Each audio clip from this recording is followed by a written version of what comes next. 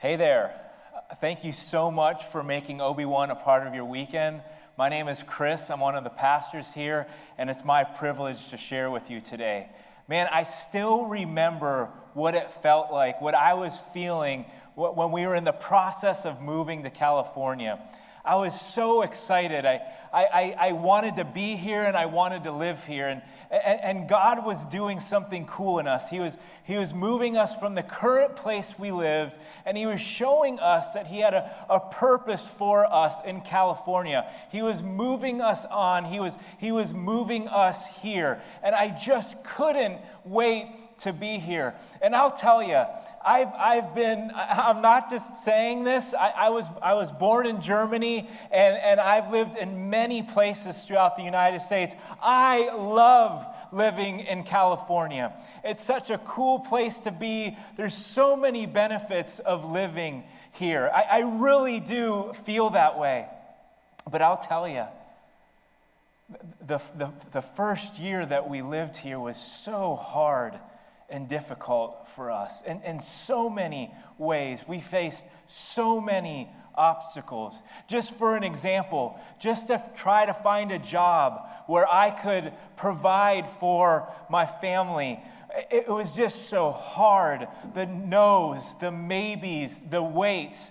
It didn't last just a week or a couple weeks or a couple months. We were several months in, and I still did not have a job to be able to provide for my family. It was so hard. It was so difficult. We were wondering, when was this thing going to end? It felt unending. This problem seemed unmovable. We were confused. There were times where we're like, why are we even here? Have you ever been there? Have you ever faced an obstacle that seemed unmoving or unending? One of the hardest things for us was, man, we're just trying to put ourselves in a position to fulfill our purpose. Why isn't this moving? Why isn't this ending? God, why aren't you moving us along? Why aren't you allowing this to end? Again, I ask, have you ever been there? I'm sure you have. When we face obstacles or even opposition from others, I believe that we start to think that we're the only ones facing it. Man, what's wrong with me? Why am I going through this? Why does it seem like it's smooth sailing for others and it's just rocky, choppy waters for me?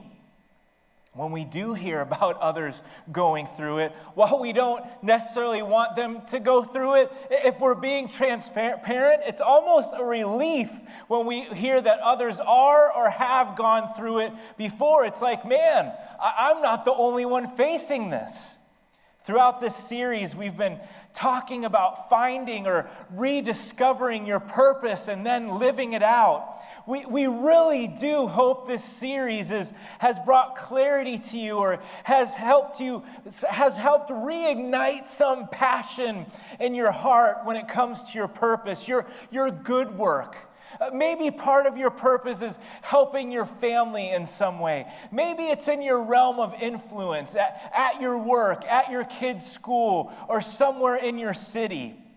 Maybe it's feeding disadvantaged kids. Maybe it's helping people on their feet financially. Maybe it's being a voice of hope in all the crazy. Maybe it's fighting against injustice. Whatever it is, we hope that you have clarity and passion. And while talking about obstacles and options isn't necessarily the most fun thing to do, it's fun to talk about finding and discovering our passion and talking about what bothers you, what excites you. It's not that fun to talk about obstacles and opposition, but it's so necessary to talk about. Here's why. One of the reasons I believe people's purpose, their good work, often goes unfulfilled is because of the obstacles and or opposition they face. Now, while I believe that most know that it's not going to necessarily be easy, I don't believe most know how long and difficult it can be to chase after and to go after your purpose, and how hard it can be at times. It really takes a while at times. The fight is real. The battle is often for long amounts of time. And along the way, it can feel pretty lonely. Man, this is hard right now. I'm so tired. Will this ever end? Am I the only one facing this? Am I the only one that cares about this? You know, hard seasons and hard people have a way of either making us bitter or better. How we learn from and respond to the battle is key in getting better. And I want to talk with you about that today as we dive back into Nehemiah's real life story. You see, some didn't like that Nehemiah was building a wall for his people. You start to see their disapproval in chapter 2, but it becomes center stage in the chapter we're going to go over today. And it won't even be the last time Nehemiah has to face this. So at the beginning of the chapter, it starts out with them trying to use ridicule and insults to discourage them from building it. When that didn't work, it started to escalate. Let's pick up the story from there. It says this in Nehemiah 4. But Sanballat and Tobiah heard that Jerusalem's walls continued to be repaired. The Arabs, the Ammonites, and the people of Ashdod heard about it too. They heard that the gaps in the wall were being filled in, so they were very angry. All of them made evil plans to come and fight against Jerusalem. They wanted to stir up trouble against it. Again, this isn't even the end. Later in the chapter, they threaten to attack and kill them just for Nehemiah building a wall for his people. And again, he will face more opposition from his enemies in chapter 6. Can I say this? When it comes to obstacles and opposition and fulfilling your good work, number one, if you're taking notes, expect it. Simply expect it. You know, I love the technology we have nowadays. One of the cooler technologies, maybe you'll agree with me out there today, is streaming. At any moment, I love this. Whether it was an episode that I missed from last week or it's an old show that someone's recommending, I love that at any moment, at the click of a button, I can watch something. It's so cool. And man, can I tell you, it would have been so cool when I was growing up to have streaming. Back then, you'd have to either watch the show or at the very least record it. And if you didn't do it, it just kind of went into, you were out of luck. It kind of went into this TV black hole. As Doc Brown from Back to the Future says, it was erased from existence. Or so it seemed. Anyways, one of the cartoons that was on when I was a kid was G.I. Joe. Now, there was a famous line that whether you never have seen the show or hated the show, there's a famous line that you're going to say with me in a little bit, and it was simply, Yo Joe. So on the count of 3, you're going to say, Yo Joe. 1, 2, 3, Yo Joe, right? So at the end of the show, they would air a short public service announcement starring the Joes so that young kids would learn important things like how to deal with strangers, bullying, or other dangerous situations. The Joes would come and help a kid through that tough or dangerous situation, and then the kid would end up saying something like this, "Now I know." And then the Joes that were helping, who were of course famous theologians, then said, "And knowing is half the battle." In living out his purpose, Nehemiah faced obstacles and opposition. All throughout the Bible, you see people living out their purpose. And at times, they faced opposition and they faced obstacles. One of the reasons I believe God put these real life stories in the Bible is so that we would know that there's going to be times where we face obstacles, where we face oppositions as we're living out our purpose. Expecting opposition doesn't mean that you have to be negative, that everything is now gloom and doom. Please don't let that happen. That said, when you expect opposition, it doesn't have to sideswipe you or an uppercut here or catch you off guard. Sometimes when we have obstacles or opposition and we're caught off guard, we may start to wonder, man, what's wrong with me? Why is this happening to me? I remember a time where I was comparing myself to another in front of them. He was a great leader and was experiencing success. Even though I was trying, I was struggling and didn't feel too successful. I still remember what he said. He said something like this: "Don't compare your struggles to my highlight reel." I hope that's speaking to you today. In fact, you might want to put that in your notes somewhere. I am not going to compare my struggles to someone else's highlight reel. When we know that opposition or obstacles are a part of our good work, we know that it doesn't necessarily mean that there's anything wrong with us at all. I've heard others say before that the one way they know that they're actually doing something right, that they're actually living out their purpose, that they're actually chasing after their good work, is when they face opposition. Now, don't take that to the extreme. We can face things too when we do things wrong. That's called consequences.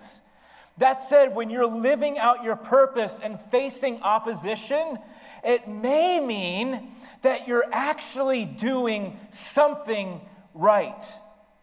And when we expect it, it gives us a chance to prepare, at least as well as we can. And at the very least, like I said earlier, it doesn't have to catch us off guard. You know, there's going to be times where I face some difficult things, but with the help of God and others, I'm going to continue to live out my purpose and do good. Now, while there are many forms of obstacles and opposition, let me just share a few. Sometimes we face situational obstacles, and the example of that would be like earlier when I was talking about moving here to California. Just obstacle after obstacle of not being able to get a job, among other things. It just seems like everything is stacked against you, or you feel the farthest you've ever been from your purpose. I remember going through a time like that too, where I just felt the farthest from my purpose and dreams that I had ever been. Sometimes we face opposition from others. Not everyone wants to change, and so you may face resistance. Or you know what's going to come. You're going to face the negative Nancys and the downer Dans. They're going to come out full force. They're going to come out of hiding. You can't do that. That's impossible. Pfft, that's a joke. Dream on. And I'll say, please listen to people that you can trust, that have gone before you, that can help prepare you. That said, don't listen to the doubts and negativities. Don't let the negative Nancys and downer Dans of this world take up too much real estate in your mind and your heart and in your purpose. You may also have people misunderstand your intentions, so you're going to hear lots of criticism. Let me share one more opposition before we move on. I have a very real enemy of our souls that hates when we live for God by living out our purpose. And while God is more powerful, and we should not cower to our enemy, he wants you defeated, he wants you discouraged, he wants you distracted so that you lead a purposeless life. Do you really think he wants people living out their purpose, doing good in their families, doing good in their cities, doing good with other people? Do you think he wants love to reign and Jesus to be famous? No, he wants the opposite of those things. So don't be surprised when you face spiritual attack, when you get serious about your good work. Our enemy hates and is out to get you. He definitely does not want to see you live out your purpose. So when it comes to living out your purpose, simply expect opposition.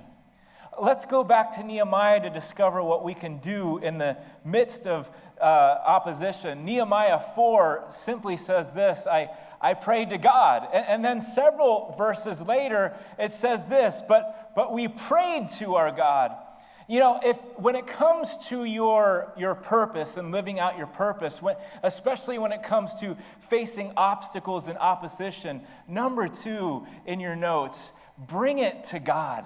Simply bring it to God. Both times Nehemiah talked to God in this chapter, it was in response to opposition. God wasn't Nehemiah's last resort. God was Nehemiah's first choice.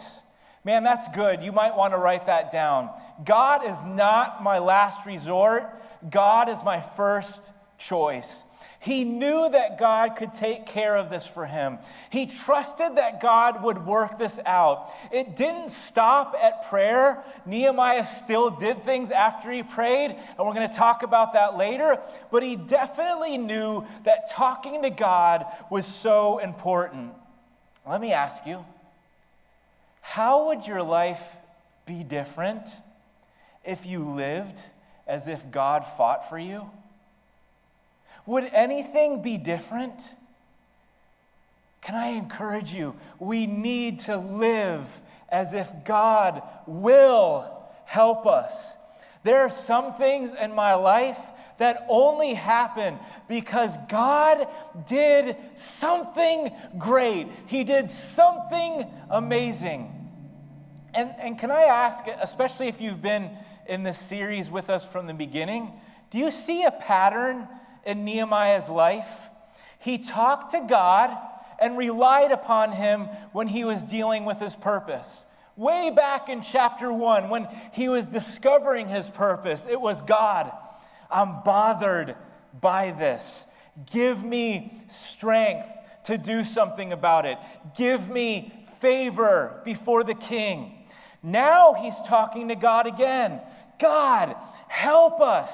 God, defend us. Could it be that Nehemiah started and continued his purpose even in the face of opposition because he consistently talked to God? He let God give him vision. He let God set up the favor. And now he's talking to God about the opposition he's facing. Nehemiah was dependent on God, and it showed. Now I'm not going to pretend with you. I definitely haven't pegged the market on talking to God, but there have been times where I've faced obstacles or faced opposition, and I've talked to God about it. And while this doesn't happen all the time, God has this way. He has this crazy way of giving me wisdom when I need it. He has this crazy way of comforting me when I need it. He has this crazy way of giving me courage when I was afraid about it before. He has this crazy way of giving me perspective when I need it. Oh, wow. Thank you, God. I didn't see it from that angle before. I feel calm about this now. I know what to do. Thanks for the strength to keep going. When you face obstacles or opposition, let it be a reminder to you to go to God. God, what's your take on this? God, I need help. God, give me strength to keep going. God, I'll do my part, but can you take care of this for me? You want to get better instead of bitter when you face opposition? Bring it to God. What else did Nehemiah do when facing opposition? It says this in Nehemiah 4. It says this, we put guards on duty day and night to watch out for danger. So I stationed some people behind the lowest parts of the wall. That's where our enemies could easily attack us. I stationed the people family by family. They had their swords, their spears, and bows with them.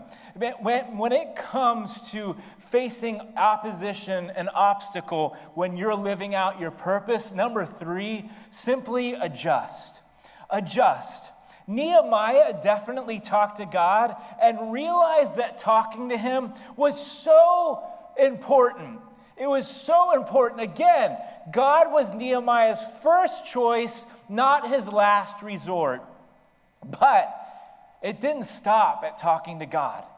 He adjusted and then was proactive in doing things that would protect him and his people from attack. I love what Pastor David Guzik says about prayer. He says this, our prayers do not replace our actions. They make our actions effective for God's work.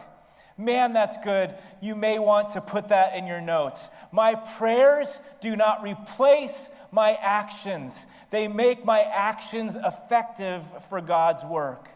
You know, instead of wasting his mind and energy complaining about what he and his people were going through, Nehemiah used his mind, he used his energy to take it before God and talk to God about it. And then he adjusted and he did things that would help him and his people keep going. One of the things they did is they started working differently. And here's why they did that. Nehemiah knew the end goal was still the goal. He knew the goal was still to build the wall. So he was willing to adjust so that that goal of building the wall was still accomplished. He could have thought, you know what? It's not worth it. We're being threatened now. I'll just go back to being a wine taster for the king. I don't need this anymore. You know what? Rebuilding the wall is now going to take longer because now I need to have some people protecting us while some are building the wall. Man, we're doing a good thing here. Why would we face opposition just by building a wall? I'm so discouraged. You see, Nehemiah was flexible. He adjusted. You know, oftentimes, things still end up happening, but they end up happening in a way that we weren't expecting. And I get it. I know it's not easy, but this is why it's so important to hold our plans, our ways, and our timing very loosely. This is why it's important to be flexible enough to adjust when needed. The end goal isn't how you do it. The end goal isn't following your plans exactly. It's okay to make plans. We need to make plans. But the end goal is not following your plans exactly. The end goal is living out your purpose and making a difference. And I think there's times when things don't go according to plan, when things don't happen in our timing, or when we face obstacles or resistance from others, we may start to think, is this starting to signify the end? Well, I guess it's just not going to happen. Oftentimes, it's not that it's not going to happen, it just hasn't happened yet, or it just hasn't happened in the way that you expected it to. Now, please don't misunderstand. I'm not saying that there aren't times where things don't end because of obstacles or opposition.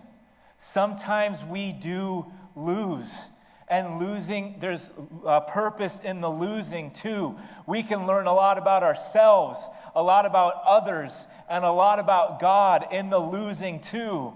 That said, even when we lose, whether it's because of a mistake or a wrong or a sin that we did, or whether it has nothing to do with the wrong that we've done, there's always the next game. There's always the next day. There's always the next opportunity. Also, there's been times where my family and I have been through opposition and obstacles, and we still saw it eventually come to pass. It just took more time, or it happened in a way that we weren't expecting. So again, please know, I get it. I get it. But can I say this? God does not waste the waiting or the opposition. He uses those times to grow us or to prepare us for even greater purpose, for an even greater good work. So let me ask you, if I may have the privilege to ask you, what adjustment do you need to make? Maybe you've hit a roadblock in your family and you feel stuck. What adjustment can you make to get back on track? Don't think of the other family members right now. Well, if they just adjusted this, if they did that, what adjustment can you make to get back on track with your family? Maybe you've hit some resistance at work. What adjustment would help you move forward? Maybe your dreams feel so far away from you right now. What adjustment would bring you better perspective during this hard season? Maybe you want to make a difference in your city or in the lives of others, but you're facing some opposition that you never, ever, ever saw coming. What adjustment could you make? Because do you want hard seasons or hard people to make you better? Simply adjust. Let's look at Nehemiah one more time to see what we can take away. In another part of Nehemiah 4, it says this: I looked things over, then I stood up and spoke to the nobles, the officials, and the rest of the people. I said, don't be afraid of your enemies. Remember the Lord. He is great and powerful, so fight for your families. Do you hear like William Wallace from Braveheart coming out right now? Freedom, right? So fight for your families, fight for your sons and daughters, fight for your wives and homes. Our enemies heard that we knew what they were trying to do. They heard that God had blocked their evil plans. So all of us returned to the wall. Each of us did our own work. When it comes to facing opposition and obstacle when living out your purpose, number 4 in your notes, keep going. Keep going. If there's one thing you hear today from Nehemiah's story, hear this. He didn't let obstacles, he didn't let opposition stop him. He kept going. Maybe you've been going and going, but nothing has come out of it yet. Maybe your current situation doesn't line up with what you feel your purpose is. Maybe you've shared your purpose with others and they doubt you. Maybe the person that you thought would be on your side isn't. Maybe you've gotten lots of negative criticism by people close to you. Maybe you're feeling spiritually attacked during this season. Keep going. Keep pushing. Keep trying. Rely on God's promises. Promise found in Galatians 6:9. It says this: let us not become tired of doing good. At the right time, we will gather a crop if we don't give up. If the Bible encourages us to not become tired, God knew that there would be times that we would get tired of doing good and we'd want to give up. Living out our purpose, our good work, gets tiring when you don't see the results yet. It gets tiring when doubt or when people doubt you, or you doubt yourself, or you doubt God, or others are criticizing you. It gets tiring going at it alone. It gets tiring when you feel spiritually attacked, or attacked in any way for that matter. I know it gets tiring. Like I said, I've been there. That's why I've tried to be transparent with you. But can I say, keep going. Don't give up. Keep doing good. Keep living out your purpose, your good work. God promises us that it will come at the right time if we keep doing good and don't give up. I want to show you a picture that's on the screen right now.